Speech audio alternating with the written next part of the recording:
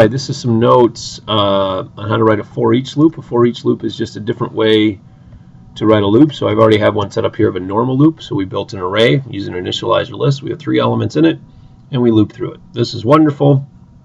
It works all the time. Computer scientists are a little bit lazy, so they have something called a for each loop that will help them loop through that array as well.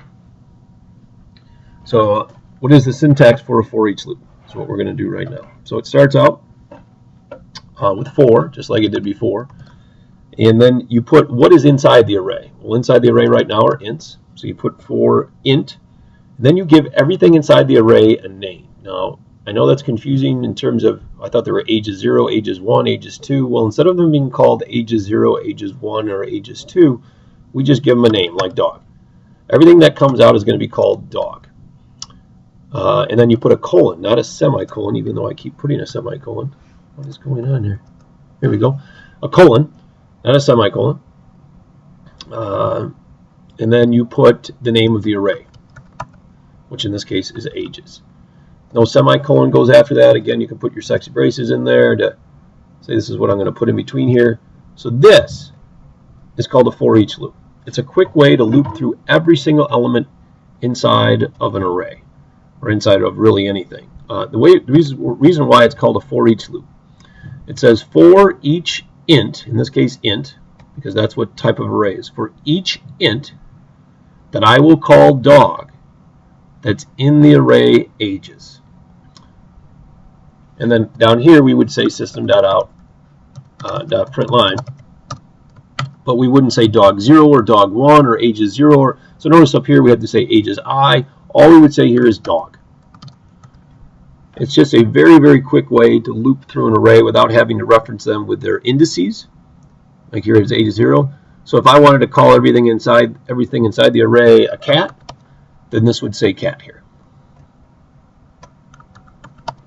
So it's like, okay, it's for each int that's in the array ages that I'm going to call cat. Just print cat. So the first one that comes out is called cat. The second one that's called out, or comes out, is called cat as well. The third one is called cat. Everybody's called cat. So the drawback of this is if I was looking for a min or a max, like up here, if I wanted to, not just print them, we've done where we're searching for the min or the max, we might need the index as well. The drawback with this for each loop is we do not have control of the index. Like if I was doing an if statement here, and I would say, if cat is greater than 5, then I wanted to capture the index. I want to know the first one that's bigger than 5 in there. Well, the problem is if I say if cat is greater than 5, there's no way for me to know what index that one's at, because everybody was called cat. We're up here if I wanted to do that. I would say, if ages I is greater than 5, oops, which ages 5 is greater than 5, having some problems here.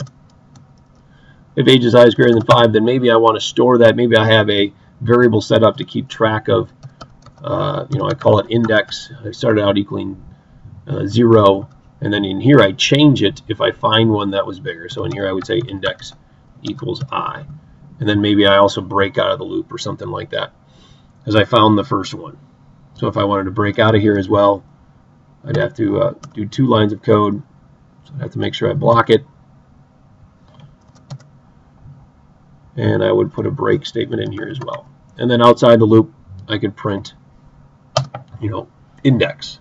It's a way, the advantage of this loop is that you have control of the index as well. The advantage here is it's much quicker to write.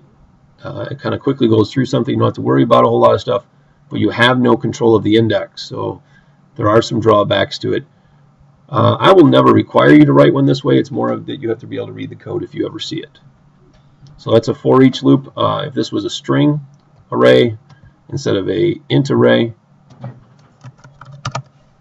like if that was a string array, the only thing that would change in this loop right here is this would say for each string that I'll call cat. And then I obviously couldn't compare it with the number 5, but just the syntax for it is the type of array goes there, the name of the array goes here, and then what you want to call everything that comes out of the array goes there. That's a for each loop. There's some problems on that worksheet I gave you as well, so you can use these notes to answer those questions.